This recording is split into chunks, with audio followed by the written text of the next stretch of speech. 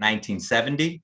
He attended York High School in York, Maine, and he was selected as an astronaut by NASA in 2004 and is a veteran of 3 space flights, specifically STS-127, Expedition 35, and Expedition 63. During his STS-127, Cassidy served as a mission specialist and was the 500th person in history to fly into space. Captain Cassidy recently served as commander on the International Space Station for Expedition 63. And prior to joining NASA, Captain Cassidy was a U.S. Navy SEAL and has been deployed twice to the Mediterranean and twice to Afghanistan. He has been the recipient of the Bronze Star with Combat B and the Presidential Unit Citation for leading a 9-day operation at the Zarwar Kili Cave on the Afghan and Pakistani border. Everyone, without further ado, please help me welcome this amazing native of your home state, Captain Chris Cassidy. Hey, Hector, thank you so much for that kind introduction. What a treat it is for me to be with you guys. It's always, I'm talking to you from Houston, Texas, but it always warms my heart to be around fellow Mainers and to be sharing my story with folks just like me that when I was growing up. You know, when I was a really little guy, you mentioned I was born in Massachusetts, but I was really, really little guy when my family moved to the Bath area. We lived in a small town called Woolwich. I went to Georgetown Elementary School up in that area and played youth hockey in Brunswick at Bowdoin College at the rink there. And then I was in like 5th grade when we moved from the Bath area to York. And that's what I kind of consider my hometown. All my friends and growing up and high school experiences was right there in York. I have just such fond memories of playing. I mowed lawns when I was a kid, mowing lawns, and then riding my bike over to, there's a basketball court right on the Short Sands beach there, and I played basketball all summer long. And it just really, truly loved growing up as a Maine kid. York is close enough to Massachusetts where there's a huge influx of vacation folks in the summertime, and we all called them massholes as they would invade our town. And but the nice thing about it as a young person, it was no shortage of work, and so I had lots of summer jobs and just a fantastic time. When I mentioned I liked sports a lot, and so most of my high school time I was either playing football or basketball or baseball, and then working. Those were the things I kept my busy. I always like to stay busy, but in the midst of all that, if somebody had tapped me on the shoulder and said, "Hey, Chris, do you know you're going to be an astronaut when you grow up?" I would have been like, "What? No way!" I wanted to be a professional basketball referee. I knew I wasn't good enough, had enough talent to make it in at any significant level in pro sports, but I loved it enough that I thought, oh, refereeing is cool. That's where I was super focused on getting. Never did I imagine that I would have all the experiences I've had in the Navy. But I want to share a story with you because it really sets the foundation for how I got to be in this position. So I was in somewhere around my late junior year in high school. I was really kind of narrowing in on what I was going to do after high school. And I was a decent student, and I thought, okay, college sounds like a good plan. But we did not have a lot of money, and paying for college was definitely a factor for me and my family. And that's when I learned about the service academies, the Naval Academy, West Point, Air Force Academy, and the Merchant Marine Academy, Coast Guard Academy, all the different options that were there. And back in those days, you'd go to the guidance counselor's office and there'd be a big giant book that you'd flip through the pages. This was before the internet, believe it or not.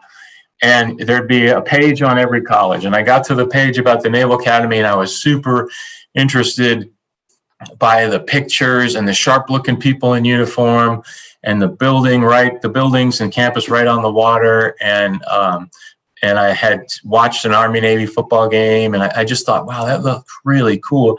And down at the bottom in the fine print, it says, and it's free to attend the school. You just have to be in the Navy for 5 years. And I didn't know what being in the Navy for 5 years meant, but I was really psyched about the prospect of free education, and being in the Navy, I didn't care. Bring it on. And then the process to apply to a service academy is slightly more steps than a typical college. Not only do you have to apply to the school itself, but you have to apply through your congressional staff. You have to get a nomination from a senator or a congressman. And somebody had told me about this, so I applied through the congressional office, and I went to the interview in Augusta, or maybe it was Portland. Yeah, I went to the Portland office of my congressman, and they said, "Good job, young man. Well, we take it from here, Chris. You got it.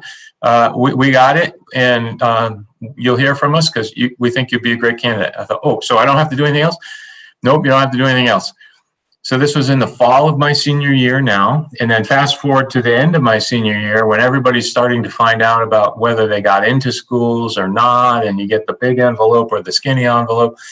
And I heard nothing from the Naval Academy, not any bit of correspondence. So I called about April, my senior year, I called the Naval Academy admissions office and tell the woman who answered my story. And she said, "Oh, say your name again." I tell her. She said, "Can you spell that name?" I spell it. And she said, "What's your social security number?" I say it. And all the time I hear her rummaging through the files. And she stops and pauses for a second. And she says, "I'm sorry, but we have nothing on you. You're not even in our system." So it turns out that the new congressional staff office in Portland, bless their heart, they didn't know the process either. And they never sent anything down to the Naval Academy on my behalf. So I technically did not apply to the Naval Academy, and it was late in my senior year. Just so happened, April vacation was the next week, and I had my good friend, my best friend's dad, had planned a business trip from York down to Washington, D.C., and my buddy and I were going to join his dad for a week on our April vacation. And we went, and I took a day. Annapolis is about an hour, 45 minutes away from Washington, D.C., and one afternoon I went from D.C. over to Annapolis, walked into the admissions office, and the woman said, "Oh, okay, you're from Maine. You need to see our New England point of contact. His name's Capt Malillo, down the hall, second door on the right. You can't miss it." So I walked down the hall, turned the corner, and I don't know if any of you have stereotypes or impressions in your head about different military members, but Marine Corps officers and Marine Corps people as a whole are known to have perfect uniforms, shiny shoes, really tight haircut, not a whisker to be found. They're always clean shaven and just super fit. And this guy was exactly all of those things. And he did not have one bit of emotion on his face, not a smile, not a peep. He just said, "What's your story? Tell me." I explained the situation, and I could tell he was bearing down into my eyes, trying to figure out, is this guy a total idiot who didn't apply and he's trying to scam me into fixing his mistake? Or was he a victim of circumstances like he's trying to say? And should I help him? Do I believe he's got what it takes to be here? Even in my young, naive 18-year-old state, I could tell he was thinking all these things, but he didn't give me any indication. He just said, "Okay, I got it. I'll give you a call next week." So I go back, and we drive back to Maine, and I thought, oh, well, I don't think it's going to happen, but I gave it my best shot. The next week, I'm in class in school, and they page over the loudspeaker, "Chris Cassidy, come to the main office for a phone call." And I walk down to the main office the whole time thinking, what's going on here? The secretary hands me the phone and says, "Hey, it's for you. It's somebody from the Navy." So I answer, "Hey." He said, "Hey, this is Captain Malillo from the Naval Academy. I've got good news for you. I can get you into the Naval Academy prep school, but you got to tell me right now on the phone if you want to go." And I said, "Yes, sir. Absolutely. I'm in 100%. Thank you very much." I had no idea where the Naval Academy prep school was. I didn't know what it meant, but I just knew that I was going to take this opportunity and run with it and see where it went. And it turns out that was the single most pivotal moment in my life, because that allowed me to go to the prep school, which enabled me to go to the Naval Academy the following year. Had I not been at the Naval Academy, I wouldn't have known about the SEAL teams, and I certainly not have chosen that or as a career. And while I was in the SEAL teams, I met an astronaut named Bill Shepard, who had also been a SEAL and become an astronaut. And he motivated me to apply to become an astronaut, and I did. And then 17 years later, after selecting for an astronaut, I've been flown in space 3 times, been the commander of the space station and the chief astronaut here in Houston, all because one person believed in me, and that was Captain Malillo.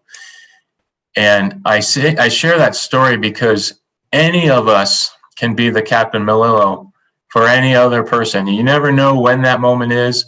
And you guys and gals are young folks starting your careers out, and you think, I can't be a positive influence, but you can.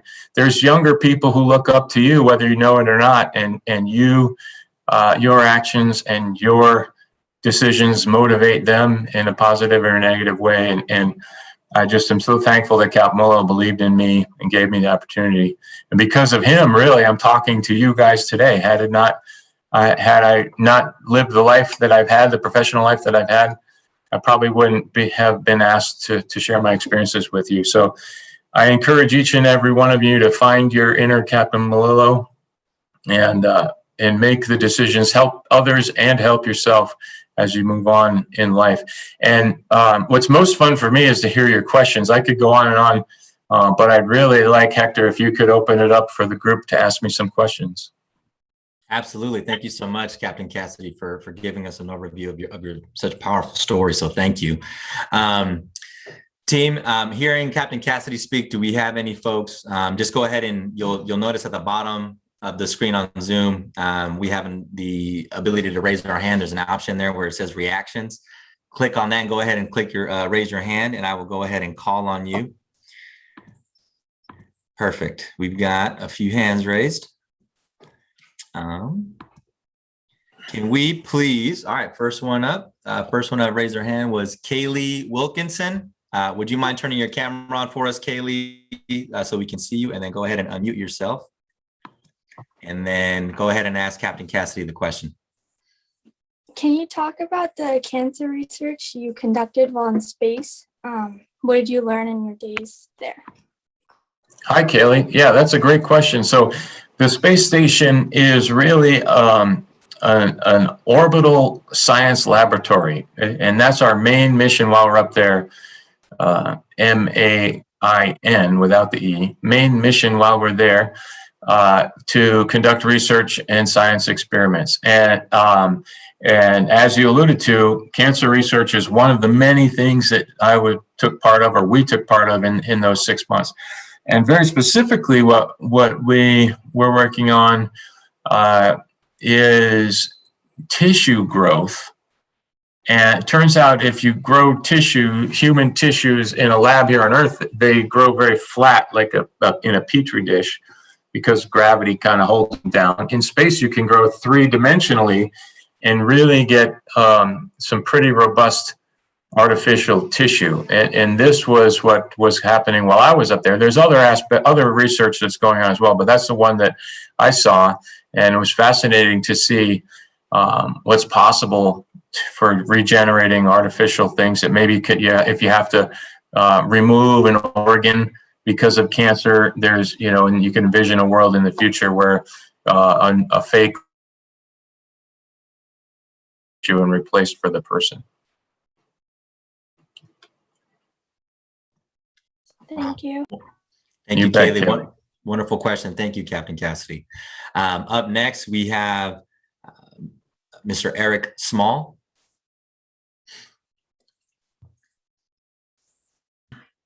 Hi. Eric, go ahead with your question. Can you please tell me about your spacewalks? How did you feel? Yeah, Eric, I love talking about spacewalks. It's because they are my favorite thing to do while in space. And there's a whole bunch of feelings that goes on with it. One, you're excited to get out there because there's a few things that you do as an astronaut that really make you feel like an astronaut. And putting on a spacesuit and going outside is one of those things. There's a little bit of nerves because it's a risky endeavor, and there's a lot a lot riding on the success of us doing our job. We just don't decide to do a spacewalk for no reason. There's always a very deliberate intent to go out there and repair something broken or to install a new piece of equipment. So you have kind of these butterflies of nerves, or I don't want to screw up. And then there's the feeling of looking at Earth going by between your toes at 5 miles a second, which is really fast if you think about it. And even though you're from being looking out the window inside the space station, you feel pretty secure when you're inside. Imagine the best way I can describe it to you is imagine you go to a really tall skyscraper in a big city, and you're on the very top floor, but you're inside, you're looking out the glass, you've got your head pushed up against the glass, you're holding your hand on the handrail, and you can tell it's a long way down. You go, oh, that's pretty far. But you just go up one more floor to the outside, on the outside, and you're on the top of the building. And now your toes are over the edge and there's no handrail and you're looking down, and it's a completely different experience, even though you're just 10 feet taller on the building, and your brain is saying, you're going to fall. What are you doing? Back away from the edge of this building. And when you first go outside the hatch on a spacewalk, that's what it's like. You feel like you're going to fall, and you have this visual sensation that you're just going to fall right to the clouds. And it takes a few minutes or a half an hour at least where you realize, okay, I'm not going to fall. Everything's okay. But we always stay clipped in. We have hard safety lines, just like a rock climber would do. So there's so many emotions, Eric, that goes on with a spacewalk. But I just love it. It's so much fun to be outside and working hard on that day.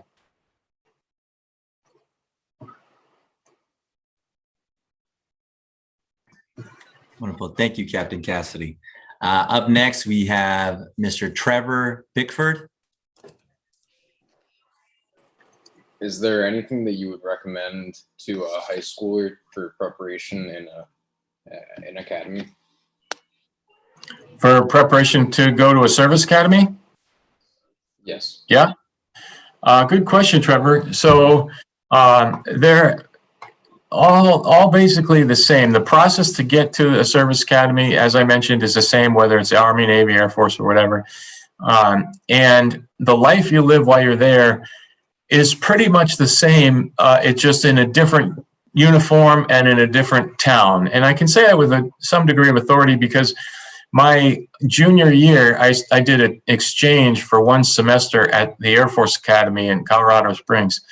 And what I learned there, and it dawned on me, like these young men and women, they're in the Air Force there in Colorado Springs, they're in a different building, a different dorm, but their life is exactly the same as ours in Annapolis. You're all trying to just grind your way through your freshman year, and then academics are hard, but there's a lot of fun to be had in that closed environment. So preparation for young high school kids is to understand the process on how to get there. Know that it's 2 steps. You got to apply to the school and to your congressional staff, as I mentioned. I believe the Naval Academy for sure does, and I believe the other academies do as well, have former graduates who are willing and help in each area. The Navy calls them blue and gold officers. I don't know what the Air Force and West Point calls them, but it's somebody very familiar with the process who's in your local area, but perhaps assigned to your high school, that can guide you through the process.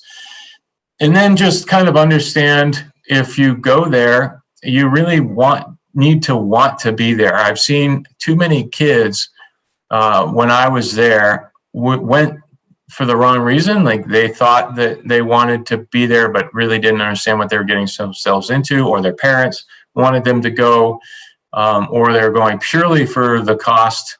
And inevitably that makes for a hard experience for those kids. So I would encourage you to talk to folks who have been to that service academy, who have served in that military service branch, and then understand what you're getting into, but it's so much fun.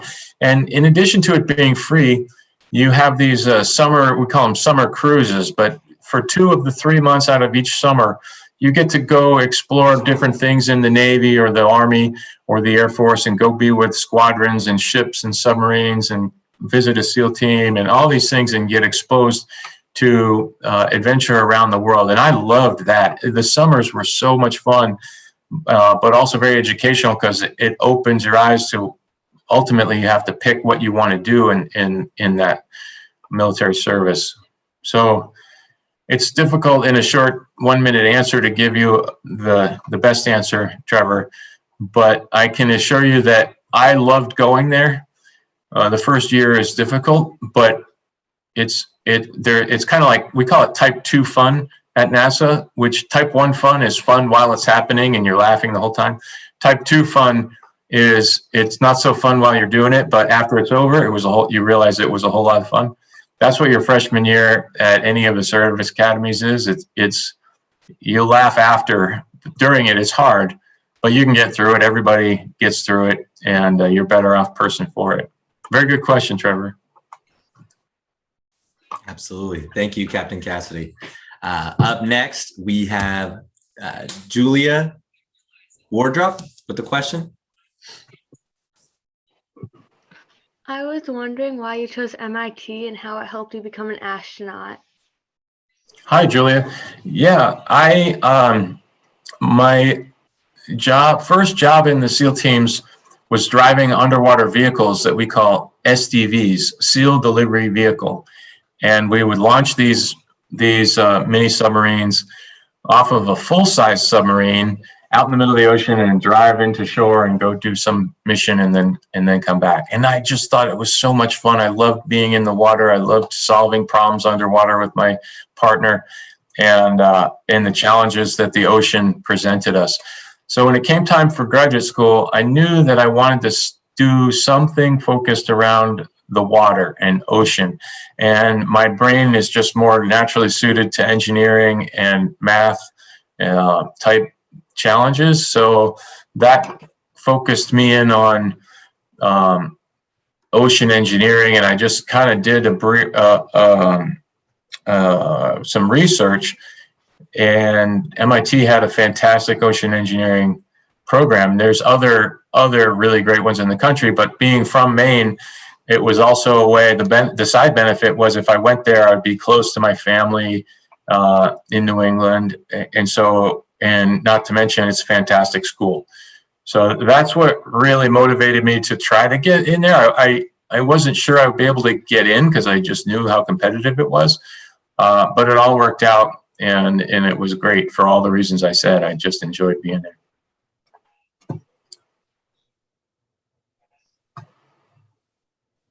Thanks, Julia. Great question, Julia. Up next, we have Cicely Denardi.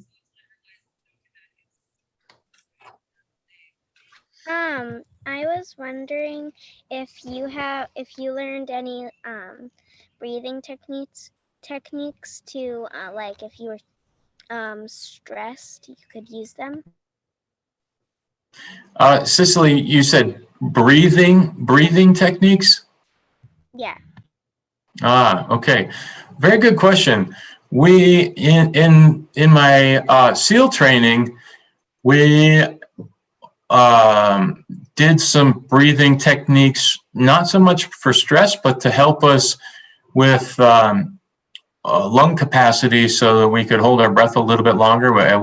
None of us were world-class breath holders, but it was always very helpful if you're underwater a lot to know that you have the ability to save yourself if some crazy thing happens. So SEAL training, it did involve various breathing techniques to increase our lung capacity. Once I became an astronaut, we have not had any formal training in breathing techniques, and particularly in line of reducing stress. We do talk about stress management and making sure that we sleep well and we don't take our sleep lightly. We really, especially on a 6-month space mission, you have to be well rested. Otherwise, to use our lingo, you got to have gas in the tank in order to respond to an emergency situation. So the way we combat that is to be well rested and sleep and take breaks when we need to. But your question is a very good one, and perhaps maybe in the future we will incorporate breathing techniques, but right at the moment we don't. Well, Hi. thank you, Capt. Hi, Hector. Sorry. I have a question that just got submitted from one of the students, Jagger Delana. The question is, as an aspiring astronaut finishing 6th grade, is there something you think I should focus on now more than ever to help me reach my goal of someday following in your footsteps? I enjoy sports, Legos, and coding on my computer. Oh, very good. And what was the person's name again? Jagger Delana. Dagger. Okay.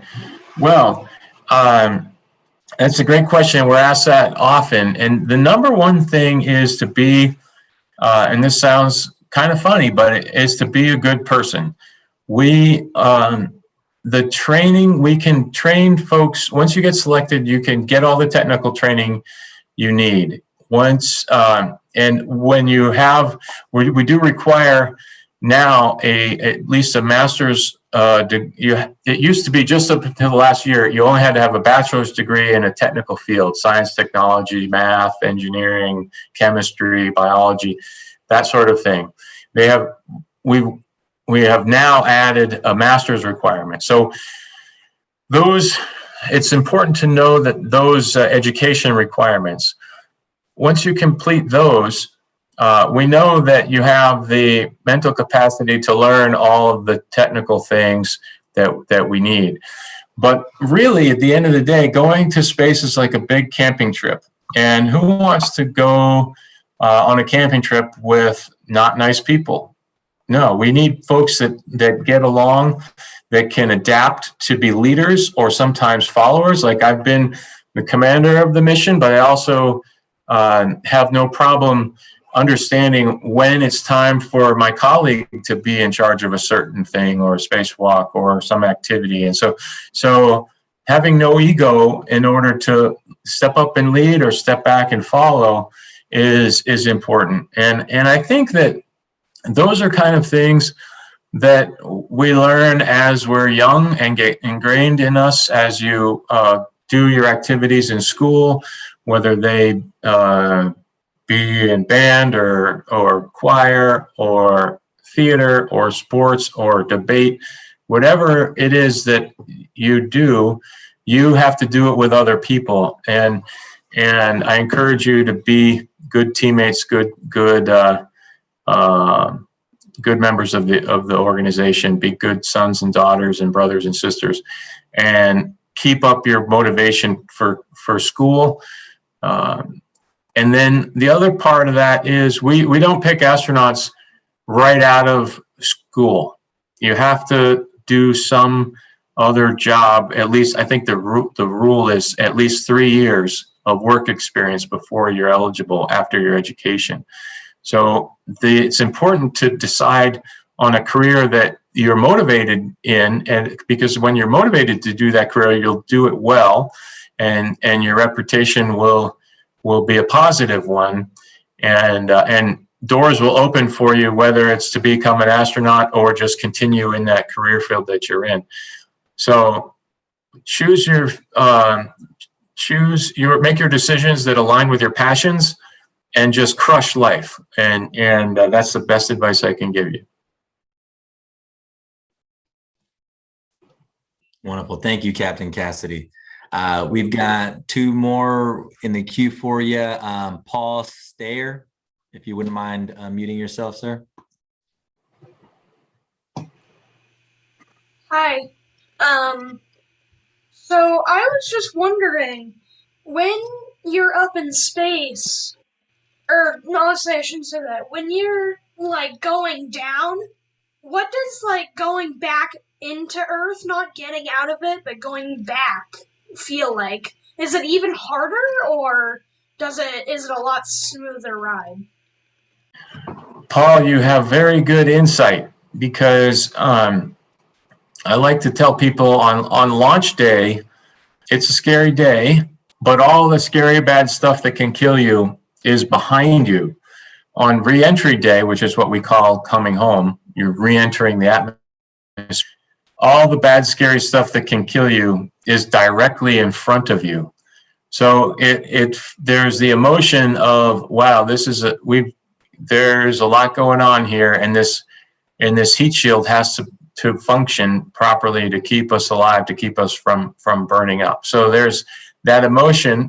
We kind of push that aside with staying busy with the checklist and kind of focusing on what we have to monitor and pay attention to. The feeling coming through is really about the G-forces. We've been up in space for 6 months. Our bodies are used to no gravity at all. And even at the earliest, as soon as you start coming through the atmosphere, that resistance on the bottom of the spacecraft starts pushing against you, and you start to feel the effects of gravity again. And even the hint of it, like 0.1, 0.2, 0.3 Gs, feels like a lot. And then it builds up and builds up over the course of a minute or so, 2 minutes, and you get to the peak G forces, which is 4.5 Gs, which is 4.5 times the G forces you're feeling right there in that chair. And the direction is into your belly button. So it pushes you back. Your face is all smushed. Your head is smashed against the neck rest.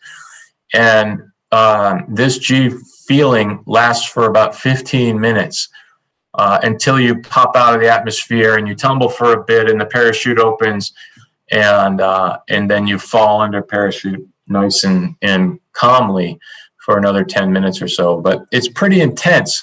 Those 15 minutes when you're driving through the atmosphere, you lose communication with the ground for a portion of it. The whole cockpit is a glowing red glow as the plasma color is orange through the window. It's just a lot going on that day. Good question, Paul. Can I just ask a two-part? Yes. Okay. So then when you get back and you get situated, they find you and they get you on land. What's your body's reaction? Does it get very weird due to the change of gravity? It does, Paul. Right away, in the first couple minutes, everything feels very heavy. Like we have this phone would feel like really heavy, like a thick encyclopedia. Your brain can't register with the feeling that everything has. The rescue forces open the hatch and pull us out of the capsule. If we had to, we could probably get ourselves out by ourselves, but it would feel like the biggest effort you've ever made. People help us walk in the first 10 minutes to half hour to the tent where we take off our spacesuit. And then taking your spacesuit off is an event that makes you feel a little sick. You have to duck your head under and pull everything, and it's very common to throw up. And that lasts for another couple hours. But slowly over the next day, you become a little more normal and can walk a little normal. But I think it took me a good 3 weeks, maybe 4 weeks, to feel completely normal again. It's a long process. Thank you. You bet, Paul. Yeah, great questions, Paul. Thank you, Captain Cassidy. So a little bit along the lines, as Paul had mentioned, Captain Cassidy, we have one here from Lindsay Pallet, who is asking, and especially during the COVID era over this last year, we've all been quarantining, kind of separating from one another and taking away from some of those social dynamics that we're used to. Can you talk a little bit about what coping mechanisms you used throughout your training while you were in space, even like the concentration and breathing that it must take to do a spacewalk? What are some practices and mechanisms that you use to cope through these obstacles in your life or just massive events that were before you? And how did that mental and emotional aptitude and health affect you? Well, what I learned in SEAL training is SEAL training is 6 months long, and in the 5th week, so relatively early in the 6 months, there's a thing called Hell Week, which starts on Sunday night and ends on Friday. And the biggest thing I learned in Hell Week was that if you think about the whole week when you start, it's overwhelming, and you think there's no way I can stay awake and do all of these things for an entire week. You get lost in the enormity of it. And so breaking it up into little chunks, like for instance, all I have to do is make it to lunch. And no matter how hard it is, they have to let me eat. And then you get to lunch and you get a break and you kind of recharge your mental batteries and your physical batteries. And you start again and just kind of break it up into these little meal to meal, or even more, even tinier chunks than that, make it to the next push-up. And that is a lesson that has carried with me throughout life, and more along the lines of huge, enormous tasks, or even just mundane tasks.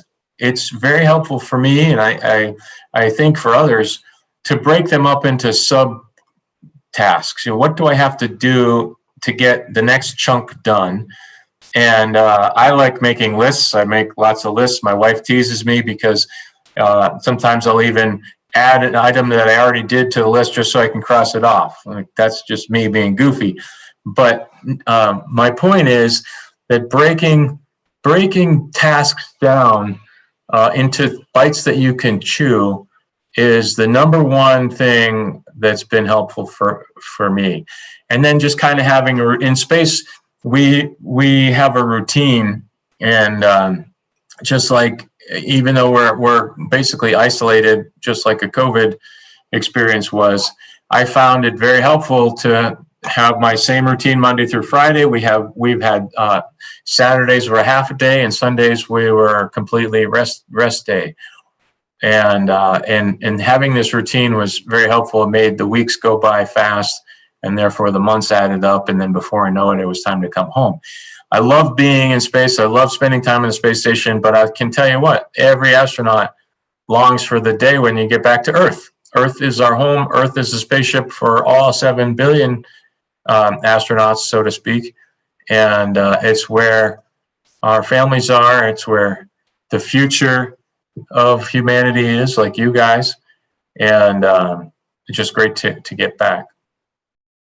Absolutely. Thank you, Captain Cassidy. And to build a little bit on that question, there was a follow-up that came in a sense of the motivation that you draw from to do your work every day. And so how do you continue to work hard when you might lack that motivation? And what has been your biggest challenge in your career / life, and how did you overcome it? Mm-hmm.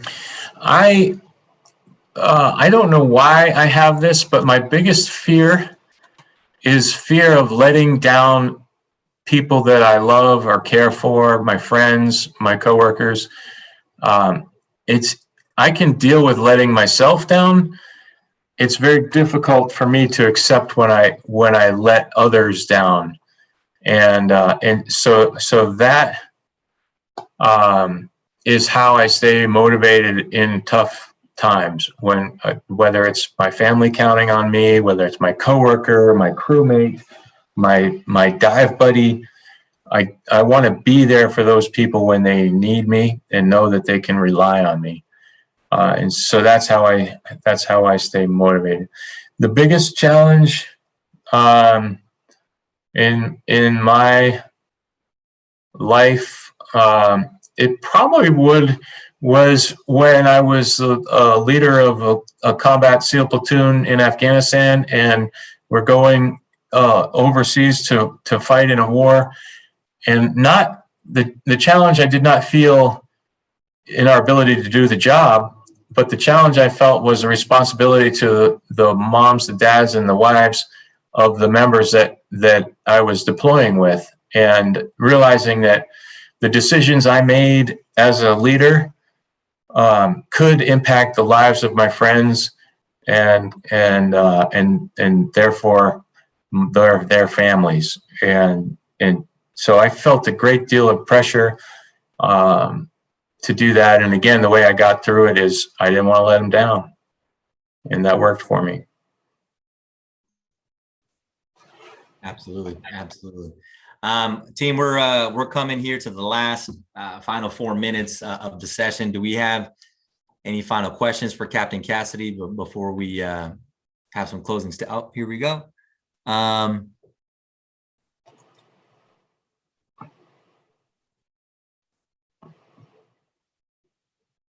Has COVID-19 had any, so Captain Cassidy, this is a curious question in the sense of they want to know if COVID-19 has affected the way NASA does its job now, or any future missions, or how are y'all thinking about the current situation with regards to your work? I mean, COVID has affected the whole world in every aspect, and then in some that you can predict and some that you can't. And certainly it has affected us at NASA. We, at the beginning, when everyone was kind of figuring out what it meant, there was just a very skeletal crew in the Mission Control Center, and nobody else on the Space Center could come to work. In fact, we're still kind of in that same posture, but now we understand a little bit better how to manage.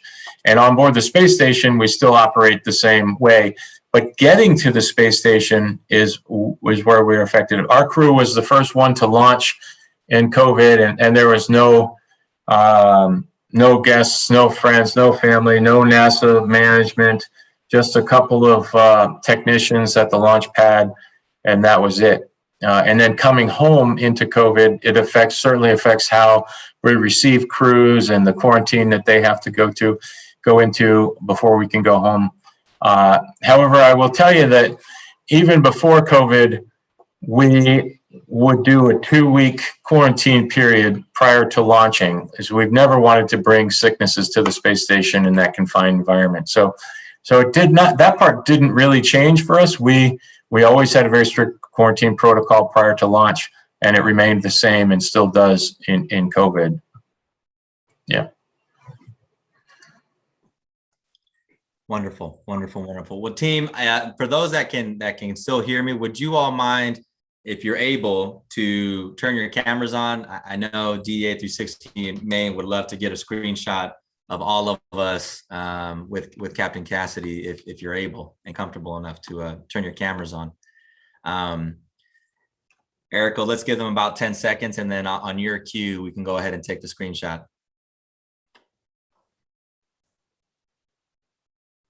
Oh, wonderful. Thank you, everyone. All right, great. Oh, I love seeing all these faces. Wonderful. Thank you so much. Are you all ready? Here we go. Smile.